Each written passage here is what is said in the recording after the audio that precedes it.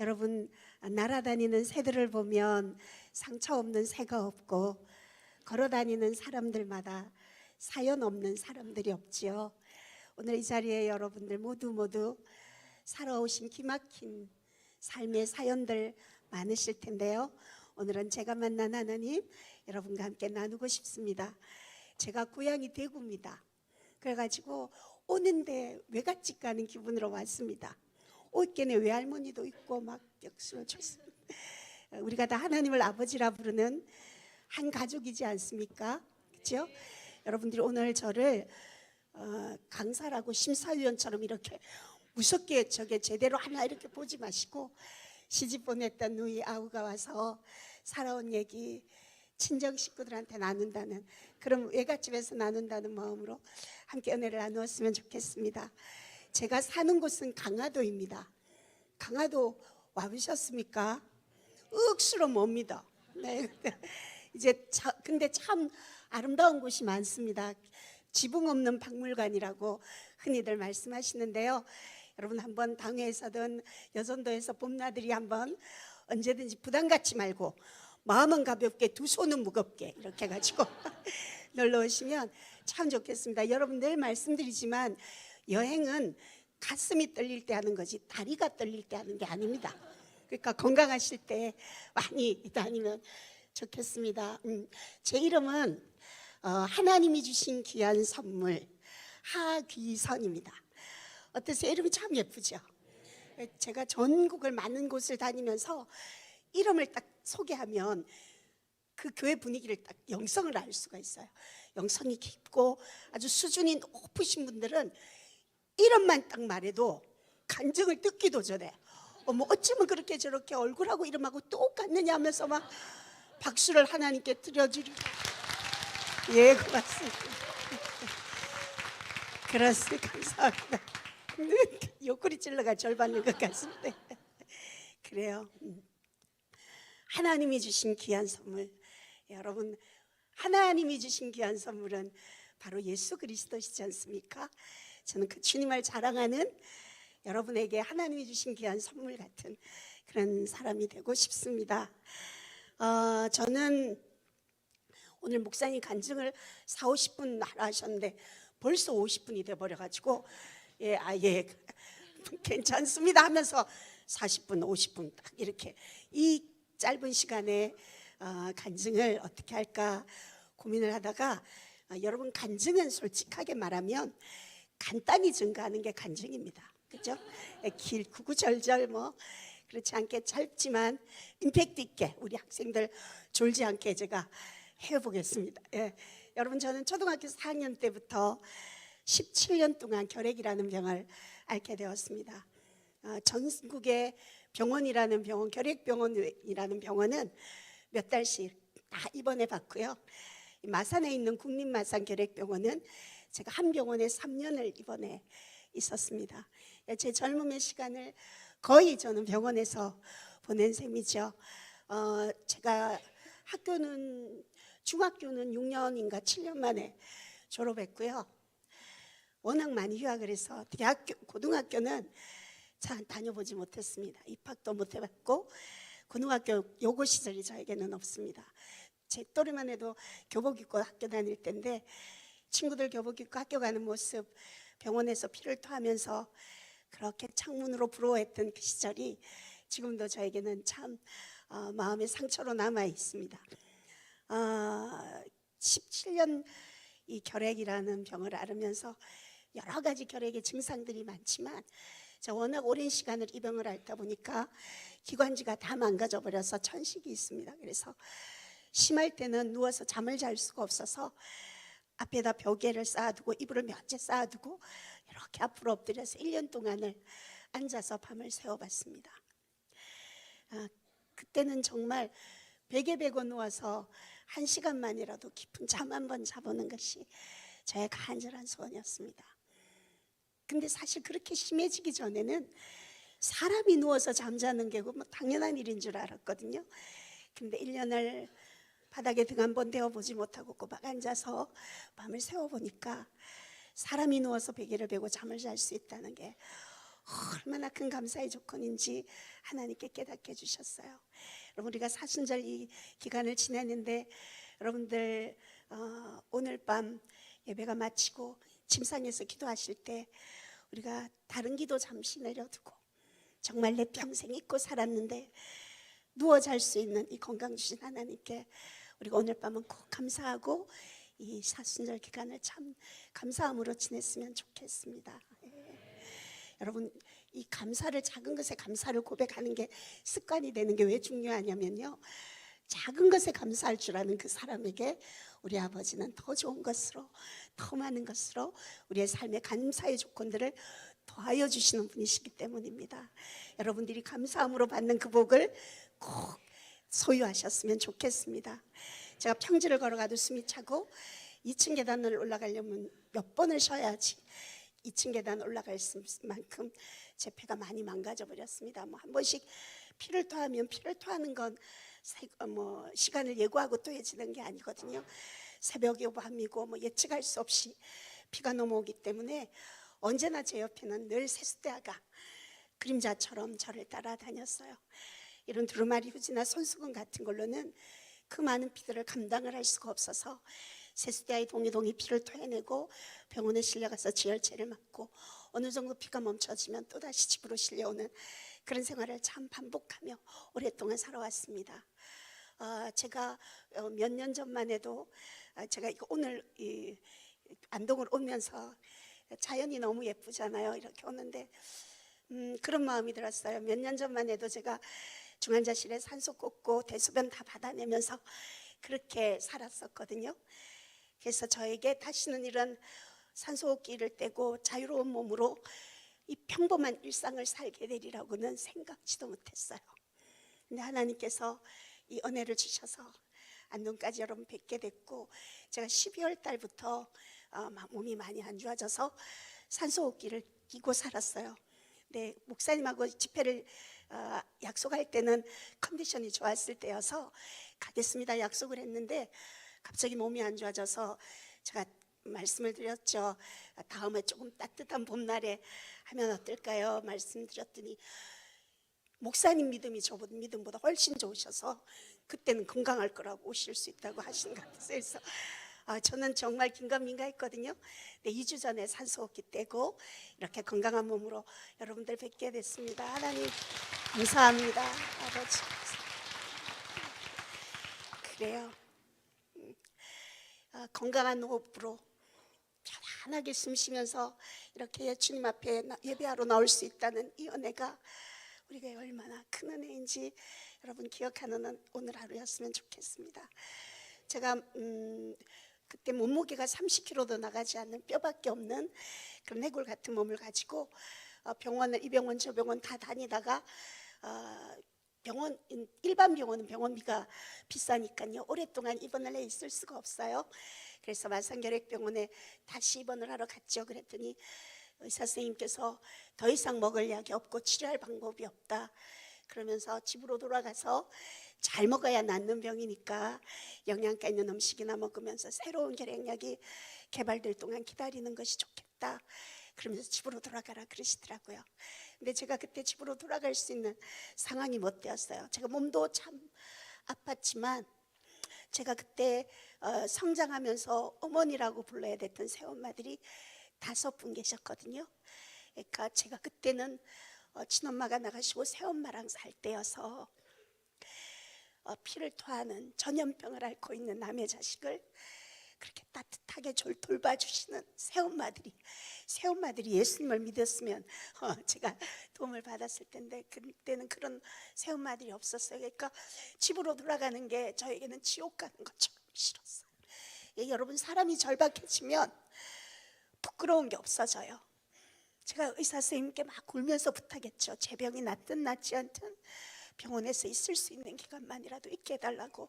그러니까 의사 선생님은 젊은 나이에 제가 안 돼 보이셨는지 아니면 새카맣게 보여야 될 사람의 폐가 하얗게 흔적조차 없어진 저의 폐가 안 돼 보이셨는지 그러면 다시 한번 치료를 해보자고, 그렇지만 효과는 크게 기대할 수 없다고 각오는 하고 있으라고 하시면서 병원에 있는 것을 허락해 주셨어요. 여러분, 선생님하고 면담을 마치고요 1년 동안 먹고 자는 거 걱정하지 않도록 피할 길 주신 하나님의 그 은혜가 너무너무 감사했어요. 그래서 병실에 들어가지 않고 병원 안에 있는 교회를 찾아갔어요. 여러분, 국립마산결핵병원 혹시 가보신 적 있으신지 모르겠지만 병실에서 교회까지 가는 거리가 아마 건강한 여러분 걸음, 우리 할머니 할아버지 걸은 거리로라도 2, 3분이면 갈 수 있는 몇 발 안 되는 짧은 거리예요. 근데 저는 그때 숨이 너무 많이 차고 젊은데도 몇 걸음 걷다가 주저앉아서 쉬고 또 몇 걸음 걷다가 피를 토하면서 가야 해서 20분이 훨씬 넘게 걸려서 교회를 도착했어요. 그 교회 바닥이 차가운 마룻바닥이었는데요. 그의 겨울이 유독 추웠어요. 제가 입원하던 날이. 그걸 모르겠어요. 마음이 춥고 상황이 그래, 현실이 그래서 더 춥게 느껴졌는지 모르는데 그날만 생각하면 춥다는 생각이 지금도 제 기억에 있어요. 그런데 그 추운 겨울날 차가운 마룻바닥에 방석 하나 가져다 놓을 겨를도 없이 엎드려서 제가 정말 많이 울었어요. 울다가 지칠 만큼 울고 나니까 죽음이 현실이더라고요. 그래서 제가 그 죽음 앞에서 하나님 앞에 기도했어요. 하나님, 사람이 죽으면 분명히 천국과 지옥이 있다고 말씀하셨죠. 근데 저는 그렇게 많은 사람들이 만나보았다는 예수님, 음성을 들어보았다는 예수님을 전 한 번도 만나보지도 음성을 들어보지도 못했습니다. 하나님, 저를 한 번만 만나주시면 제가 죽음의 두려움 같은 건 잊어버리고 천국에 대한 확신과 하늘나라에 대한 소망을 가지고 저의 남은 삶을 살겠습니다. 하나님, 정말 살아계시다면, 하나님이 진짜 살아계시다면 저를 딱 한 번만 만나주세요. 그렇게 기도하면서 하나님을 만나려면 어떻게 해야 할까 혼자 생각을 했어요. 여러분, 믿음의 사람들의 모든 답은 어디에 있죠? 말씀에 있죠. 그래서 성경을 참 많이 읽었어요. 병원에 있는 동안. 근데 어느 날 말씀을 보는데 잠언 말씀에 나를 간절히 찾는 자를 하나님이 만나주시겠다고, 그 말씀이 글 속에 있는 글자가 아니라 활자처럼 떠다니는 거예요. 근데 그 많은 단어 중에 간절이라는 단어가 제 마음속에 확 들어왔어요. 그러면 내 간절함을 하나님 앞에 어떻게 보여야 하나님이 나를 만나주실까? 그렇게 생각하다가 제가 그 다음 날부터 새벽 기도를 작정했어요. 여러분, 저희 같은 결핵 환자들은 새벽만 되면 숨이 더 많이 차고 조금만 찬바를 맞춰도 기침이 심해지는데, 저희 같은 30kg도 나가지 않는 뼈밖에 없는 해골 같은 몸으로 새벽 기도를 작정한다는 거 힘든 일이었어요. 근데 하나님께서, 성령님께서 그 기도의 자리로 나가도록 저를 도와주셨어요. 그래도 하루도 빠지지 않고 새벽 기도를 시작했어요. 근데 그 새벽 기도를 시작한 지 한 달쯤 되어지던 날이었어요. 그날도 여느 날처럼 여러분 새벽 기도 오면 자기 기도하는 자리 정해져 있죠. 새벽 기도를 안 하십니까? 그래요. 30kg 피를 토하면서도 저는 나갔던 새벽 기도인데, 건강한 여러분, 새벽 시간, 주님은 물론 어느 곳에나 계시죠. 그렇지만 주님과 만나는 데이트하는 그 자리, 내 새벽의 첫 시간을 드리는 그 자리가 여러분의 인생의 축복의 자리일 것입니다. 그 자리를 꼭 지켜주시기 바랍니다. 그날도 그 자리에 앉아서 하나님, 살아계시다면 나 한 번만 만나달라는 그 제목밖에는 아무것도 생각나지 않았어요. 근데 기도하는데 제가 태어나서 이거 예전에 들어보지 못했던 음성이고 이게 하나님의 음성이구나, 이게 느껴졌어요. 주님이 저에게 그렇게 말씀하셨어요. 너는 보는 거로 믿느냐? 보지 않고 믿는 자가 복되도다. 여러분, 혼내는, 너 믿음 없다고 혼내거나 그러는 목소리가 아니었어요. 너무나도 따뜻하고 너무나도 부드러운 말씀성으로, 너는 보는 거로 믿느냐? 보지 않고 믿는 자가 복되도다. 여러분, 그 짧은 순간에 놀라운 사실을 깨닫게 되었어요.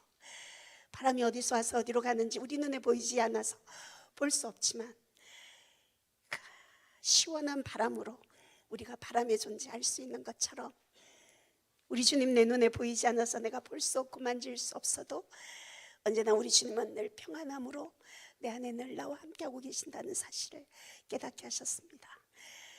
건강한 자로 지옥 가게 하는 것보다 비록 불구인 채로라도 천국 가게 하는 것이 그 고난이 주님 앞에 가는 길이라는 걸 하나님 깨닫게 해주셔서 이것이 하나님의 사랑의 방법인 것을 깨닫게 하셨어요.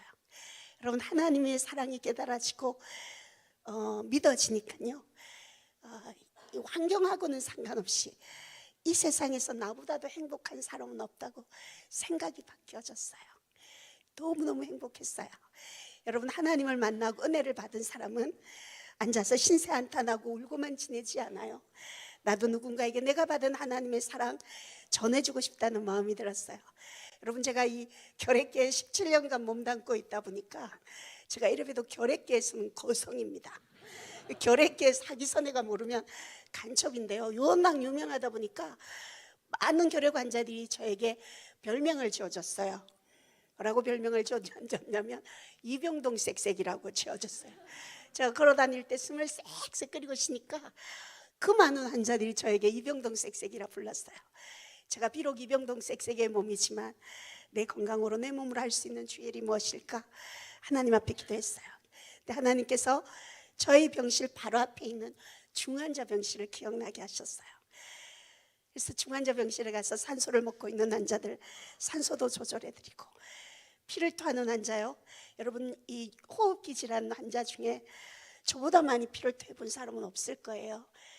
여러분들이 제가 피를 토했다 하니까 뭐 생각하시기를 두루마리로 파탄했을 때 생각하시겠지만, 장기 수도꼭지 돌리면 물 쏟아지듯이 코에서 입에서 콸콸콸 피를 토해내거든요. 그러면 숨을 쉴 수가 없어요. 그럼 그 쏟아 나오는 피를 꿀꺽 삼켜야 돼요. 근데 피는 삼키는 순간 응고가 되거든요. 그래서 기도를 막아요. 피덩이를 힘껏 뱉어내야 다시 이렇게 숨을 쉴 수가 있는데, 그걸 뱉어낼 힘이 없으면 기도가 막혀서 거의 각혈하다가 돌아가시는 분들이 많으세요. 근데 이 본능적으로 사람이 살려고 하면 그 핏덩이를 손가락으로 막 꺼잡아낸단 말이죠. 얼마나 비참하겠어요. 진짜 많은 피를 토해내 봤기 때문에 중환자들이 피를 토할 때 어떻게 도움을 주면 이분들이 편하게 했다는 거, 제가 임상 경험이 많지 않습니까? 의학적으로 배운 게 아니라 제가 경험한 거니까 그들을 도와드렸어요. 그리고 중환자실에서 그 두려움 속, 죽음에 대한 두려움으로 불안해하고 있는 그 중환자들에게 죽음이 끝이 아니라 새로운 시작이라는 거, 우리가 육은 죽지만 영으로 영원히 사는 존재라는 거, 제가 만난 하나님, 천국과 지옥 열심히 그 중환자들에게 전하기 시작했습니다. 그 쌕쌕거리는 몸으로. 그런데 여러분, 우리 아버지 얼마나 멋진 분이신지, 화장실 길도 겨우 가는 그 쌕쌕거리는 몸으로 중환자 병실 봉사를 오래 하지 않아서 그 다음 달 검사를 하는데요, 어떤 약을 먹고 어떤 주사를 맞고도 치료되지 않았던 17년 동안이나 저를 괴롭혀왔던 결핵균들이 그날 검사 결과 모조리 떨어지는 놀라운 기적을 체험하게 하셨어요. 여러분,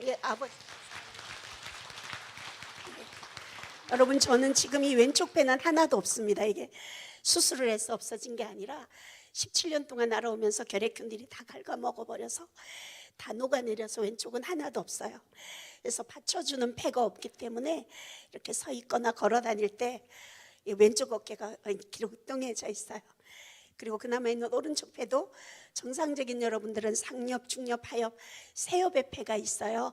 근데 저는 상엽, 중엽은 하나도 없고 밑에 하엽만, 그것도 거의 폐 기능을 상실한 늑막염까지 동반된 작은 폐를 가지고 생활하고 있습니다.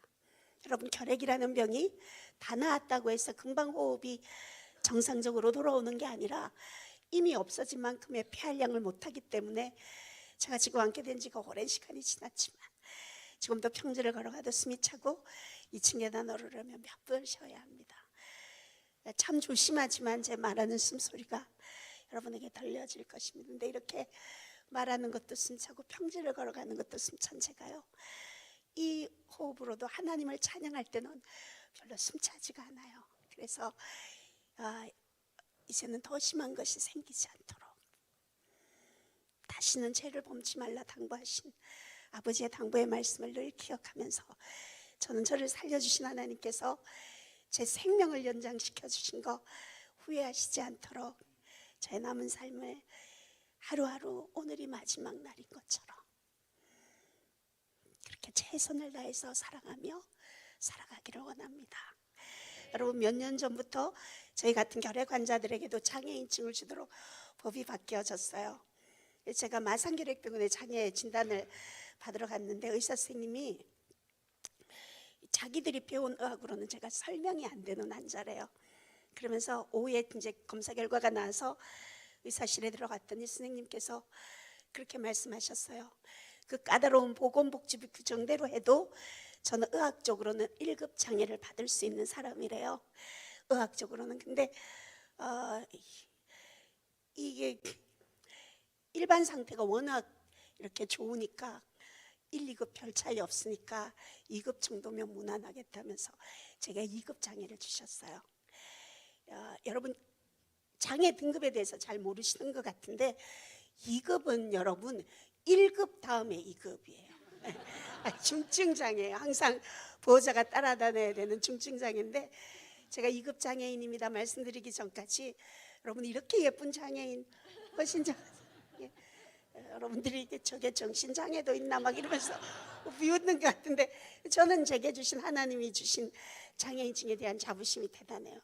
하나님께서 제 간증으로만이 아니라 의학적으로도 하나님이 저를 치료해 주셨다는 게 장애인증을 통해서 검증되었다는 것 때문에 이 장애인증에 대한 자부심이 대단하고요. 저는 이 장애인증이 정말 국가공인 자격증이라고 생각해요. 너무너무 혜택이 많은데 제일 감사한 혜택이 장애인 주차 공간에 차를 주차할 수 있다는 게 정말 정말 감사해요. 제가 겉으로 멀쩡해 보이잖아요.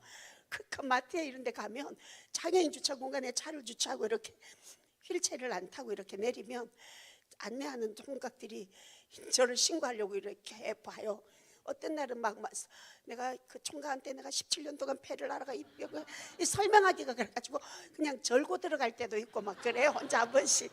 그래서 혹시 그 청년이 장애인 주차공간에 제가 십자가도 걸려있고 차 뒤에 이제 성경책도 놓여있고 예수 믿는 사람이라는 거 알 텐데 멀쩡하게가 걸어 들어가 버리면 예수 믿는 사람의 도덕성이 때문에 그 영혼이 상처를 받으면 어떨까 하고 그냥 제가 창피를 당하자 그러고 가는 거죠.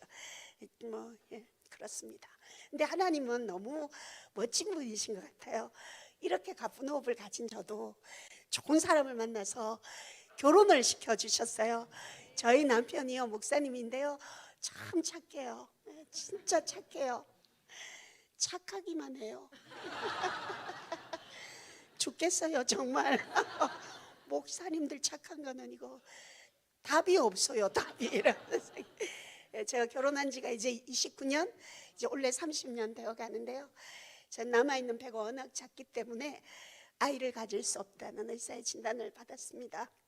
그래서 저를 엄마라 불러주는 자녀도 없고 제가 엄마라 불러드려야 되는 양가 부모님들도 기도하시는 어머니들 다 이제 천국 가셔서 저는 남편은 저를 딸이라 생각하고 저는 남편을 아들이다 생각하고 그래 사는데 딸은 착한데 남편 아들은 열아들 키우는 것보다 더 힘들다는 것을 강력히 주장합니다. 그래서 열심히 행복하게 살고 있습니다. 근데 제가 1년에 한 서너 달은 늘 병원에 입원을 하게 돼요. 폐렴 때문에요.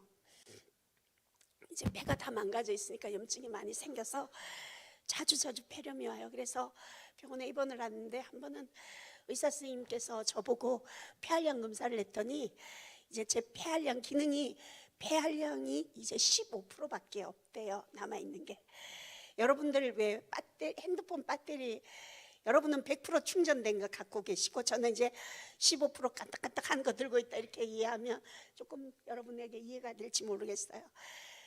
근데 이제 의사 선생님께서 15%밖에 폐활량이 안 되니까 병원에 입원할 때만 산소호흡기를 꼈는데 집안에도 산소를 설치해야 된다고 다른 장기에 부담이 돼서 안 된다고 이제 산소호흡기를 집에 설치를 했어요.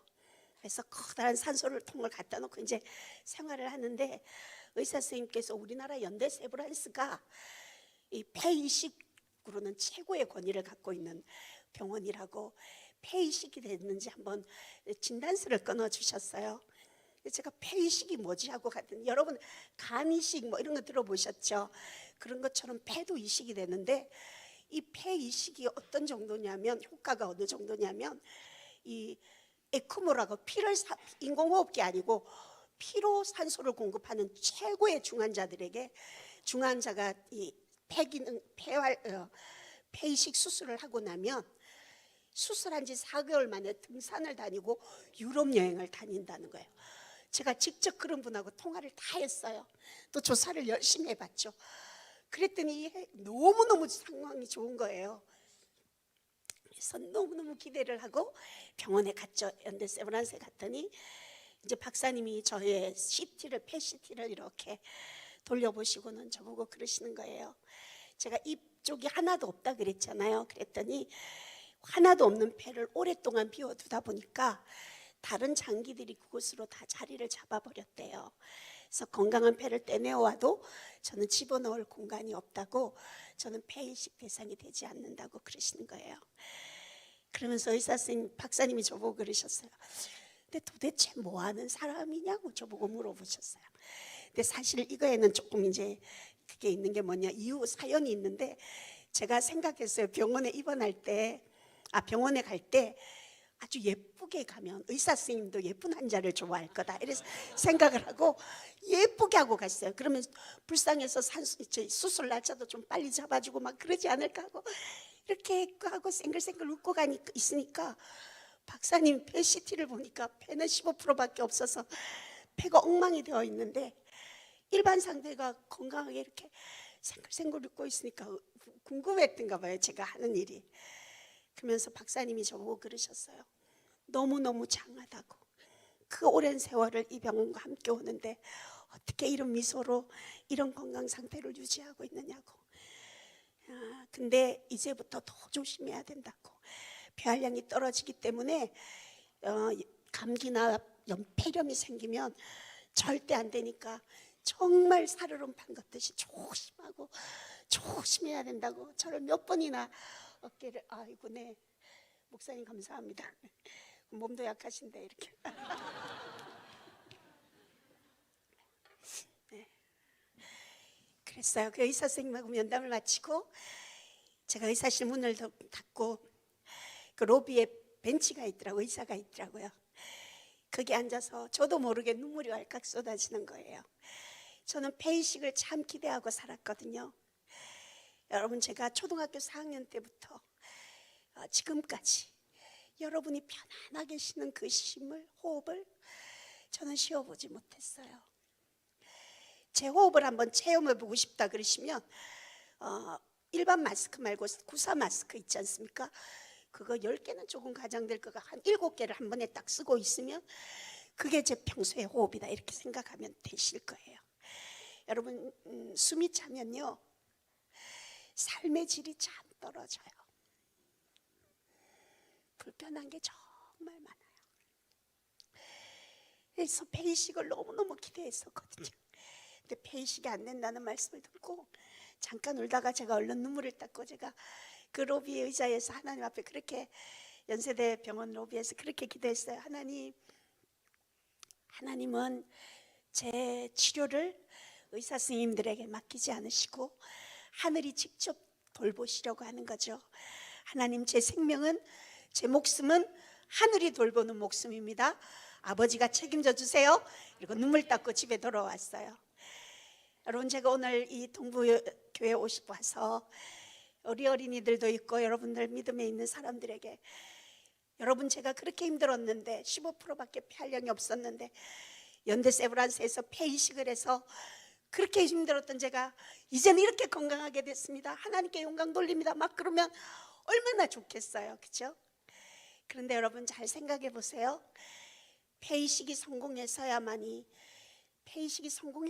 하나님 앞에 영광이 되는 삶은 아니라고 생각해요.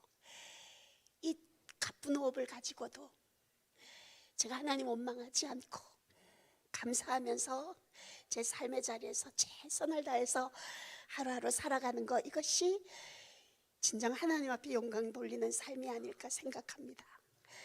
아마 이 자리에 앉아 계신 여러분들도 여러분만이 아는, 여러분을 헉헉거리게 만드는 15%의 고난이 다 있을 거예요. 그게 경제적인 문제든 건강의 문제든 자녀의 문제든 관계의 문제든 다 있을 텐데, 하나님 이거 회복시켜 주십시오, 이거 해결해 주십시오. 제가 그러면 하나님께 영광 돌리겠습니다. 우리 그렇게 기도하는 사람들이 아니라 이미 우리에게 주어진 고난이고 십자가라면 아버지, 제가 감사함으로 기쁨으로 지고 나가겠습니다. 주님, 저를 도와주세요. 그렇게 기도하면서 이 고난의 시간들 잘 이겨내가는 저와 여러분이 되었으면 참 좋겠습니다. 그렇게 살았으면 좋겠습니다.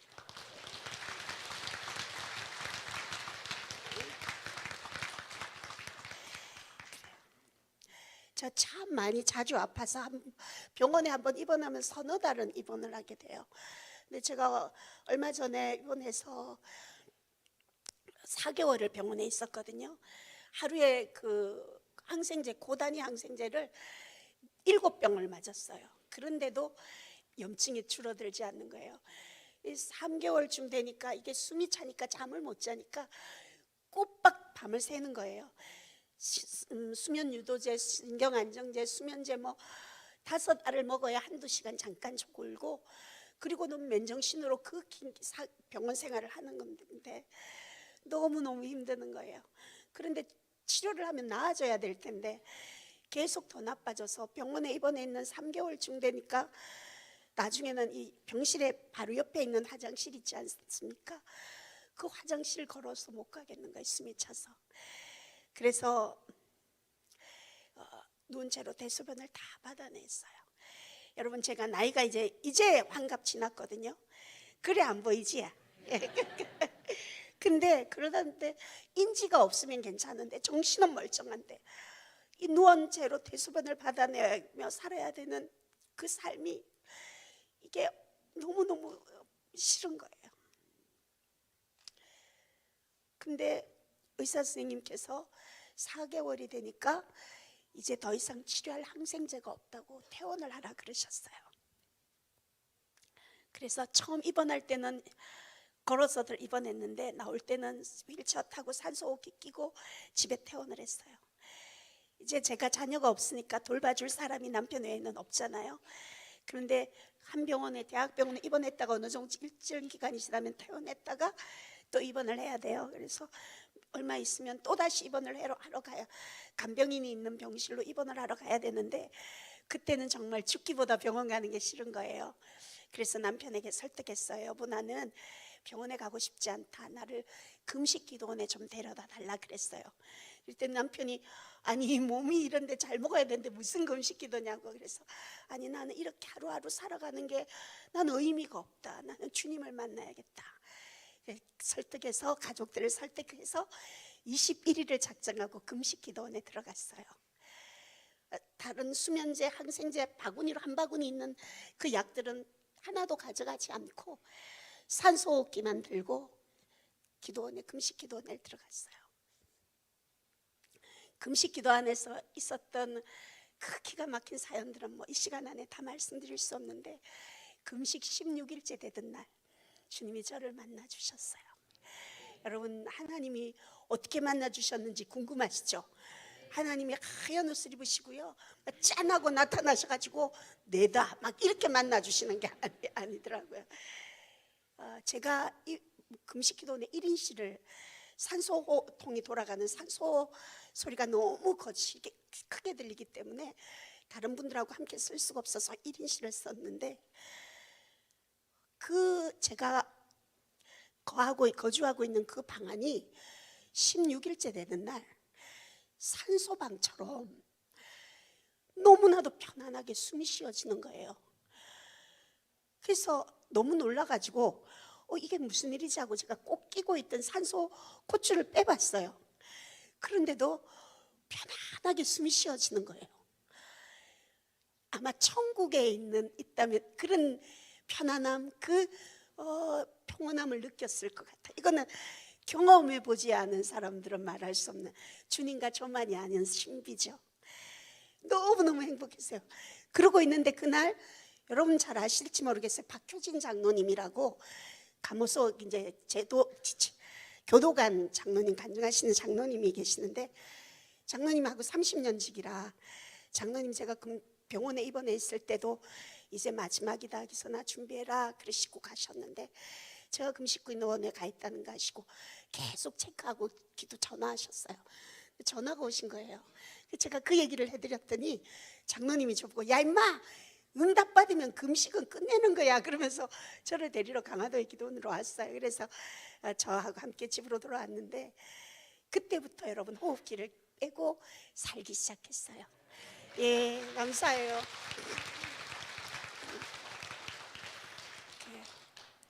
여러분, 제가 치료받아서 산소호흡기를 떼서 하나님 앞에 영광되는 게 아니고, 그 고난 속에서 고비고비마다 주님이 내가 너와 함께 있다 사인해 주시고 만나 주시는 그 기쁨 때문에 제가 하루하루를 사는 거고 주님 앞에 영광 돌리는 것입니다.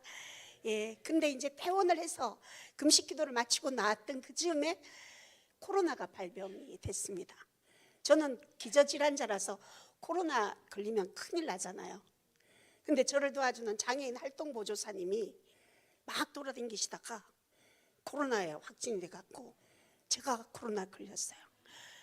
그 가지고 이제 여러분이 코로나 걸려보셨습니까? 전 초창기에 걸렸거든요. 그 무서울 때 서슬이 발할 때 뭐 죽으러 가는 것처럼. 코로나도 코로나지만 이 의사들이 저를 비닐에 씌워가지고 들어갈 때 인천의료원 1인 음압실에 제가 혼자 있었거든요. 싣고 가는데 그때 그게 더 두려웠어요. 야, 이거 진짜 죽으러 가는구나 생각이 들었어요. 그러니까 이 음압병실에 있는데 뭐 그 안에서 뭐 기가 막힌 얘기도 많죠. 근데 제가 10일을 그 음압병실에 있었는데 하루는 주님이 저에게 새벽에 이렇게 물어보셨어요. 이 수많은 사람들이 살려달라고 기도하는데 내가 너를 살려줘야 되는 이유가 뭐지? 물어보시는 거예요.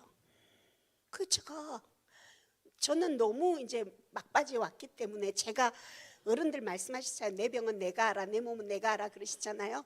그래서 나도 이제 얼마 안 되는구나, 못 사는구나 생각을 하고 있었기 때문에 나는 어떻게 편하게 고통 없이 죽을까를 생각하고 살았지 내가 살아야 된다는 생각은 할 수 없는 상황이었어요.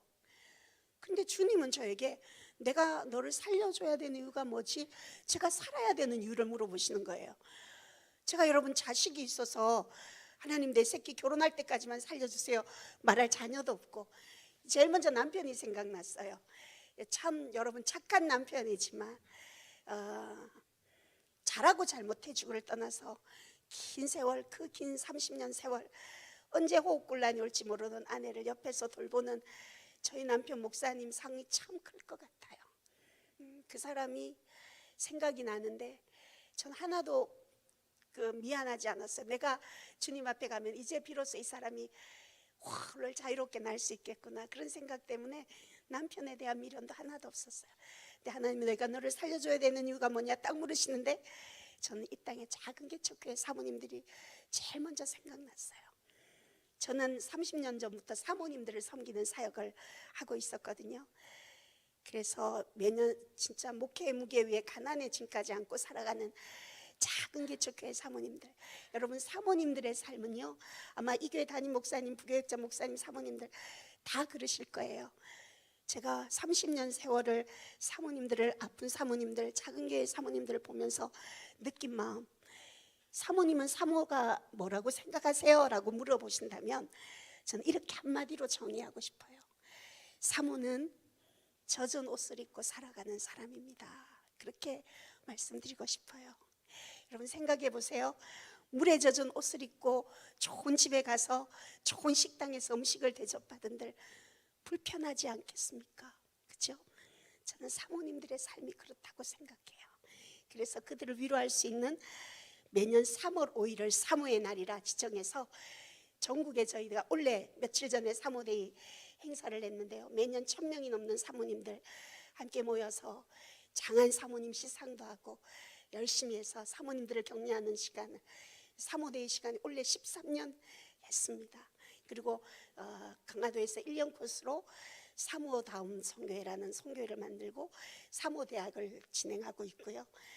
강화도 제가 사는 곳이 사모 쉼터로 제가 그렇게 힘들고 지친 사모님들 버스 티켓만 하나 가지고 오면, 토큰만 있으면 와서 먹고 자는 거 마음껏 무료로 씻다 갈 수 있는 그런 공간을 제 평생을 들여서 만들어 놨죠. 그러다가 제가 이번에 몸이 많이 아프면서 이제 마음 마지막을 준비해야 되겠다 생각하고 그 사무 쉼터를 이제 제가 죽고 나도 그것은 사모님들이 언제든지 쉴 수 있는 곳으로 이제 기증을 하게 되는 그 과정을 지금 밟고 있습니다.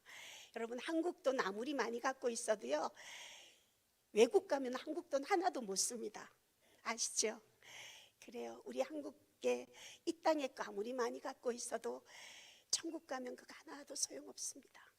하나님 우리 생명 언제 어떻게 부르실지 모르는데 지금 이 땅에 있을 때 너무 인색하지 말고 주를 위하여 주위에 아프고 여러분의 손길이 필요한 이웃들을 돌보는, 주의 형제자매들을 돌보는, 그래서 하늘의 상급이 쌓는 여러분 되었으면 참 좋겠습니다. 여러분, 저는 늘 그렇게 생각합니다. 우리는 두 개의 몸을 가지고 삽니다. 성경에 그렇게 나와 있습니다. 겉사람과 속사람. 겉사람은 우리가 먹는 음식을 먹고 살지만 우리 속사람은 내가 듣는 거, 내가 말하는 걸 먹고 삽니다. 그러니까 성경에 네 말이 내 귀에 들린 대로 시행하겠다, 그 말씀이 얼마나 대단한 말씀인지 몰라요.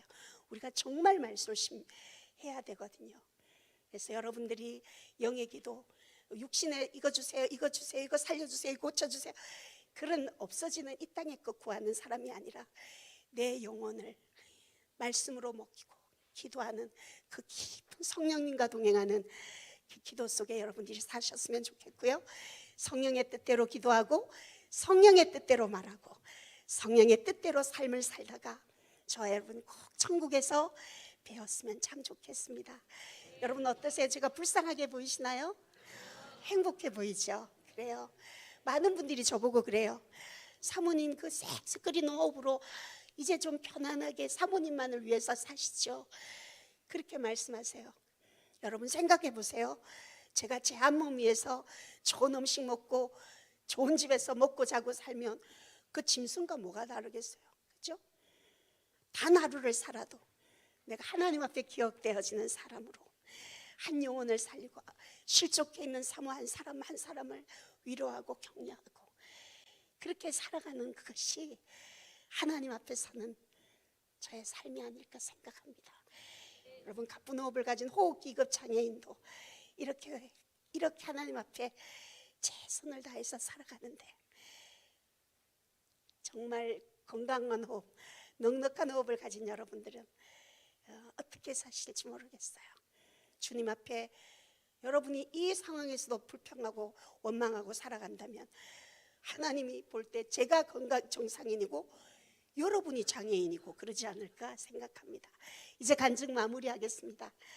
여러분, 저는 늘 삶보다는 죽음을 더 많이 생각하고 있습니다. 오늘 밤이라도 하나님이 제 생명을 도로 찾으시면 내가 주님을 만나면 무슨 말을 해야 할까 늘 생각하고 있어요.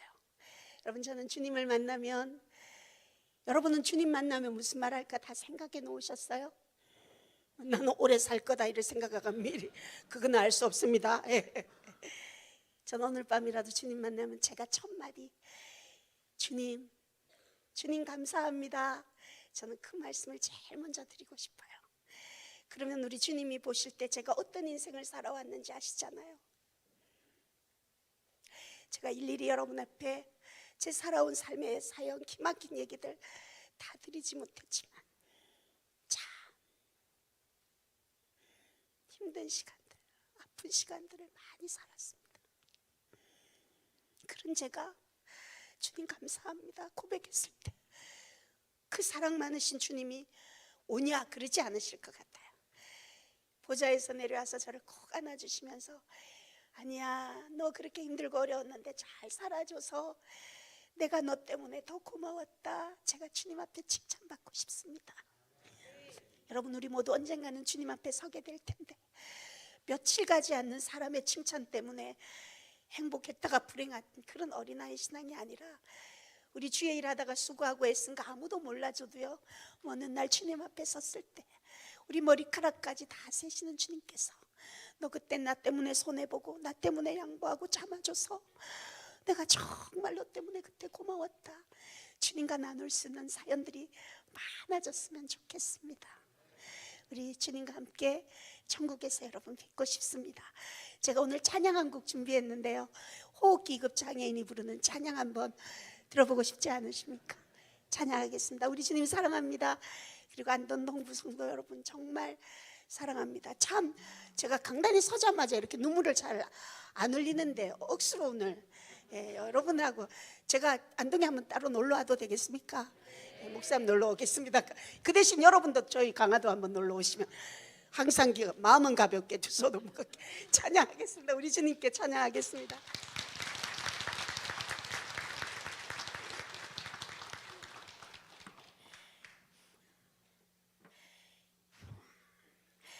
방송실 고맙습니다. 이게 숨 좀 돌릴 수 있는 시간을 이렇게 허락해 주셔서.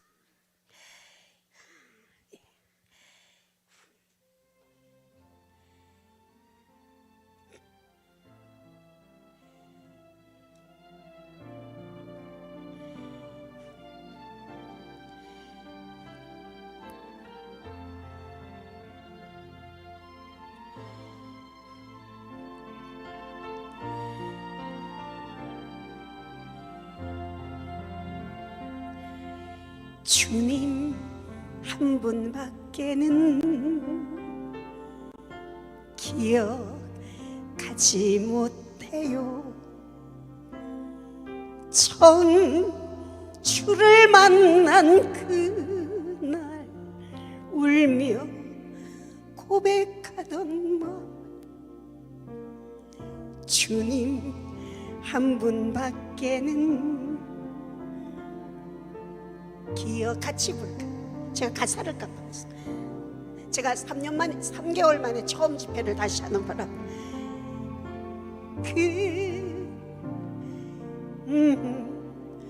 고백하는 마 나는 행복해요. 나는 행복해요. 제 삶 받았으니 아버지 품 안에서 떠나 살기 싫어요. 나는 행복해요. 사랑이 샘솟으니 이 세상 무엇이든 채우고 또 남아요. 주님 한 분밖에는 사랑할이 없어요. 작은 가슴 뜨거우게 주님 피가 흘러요. 주님 한 분밖에는 약속한이 없어요. 나를 믿고 따르는 자 반석 위에 서리라. 나는 행복해요. 제 삶 받았으니 아버지 품 안에서 떠나 살기 싫어요. 나는 행복해요. 사랑이 샘솟으니 이 세상 무엇이든 채우고 또 남아요. 나는 행복해요. 제 삶 받았으니 아버지 품 안에서 떠나 살기 싫어요. 나는 행복해요. 사랑이 샘솟으니 이 세상 무엇이든 채우고 돈 나와요.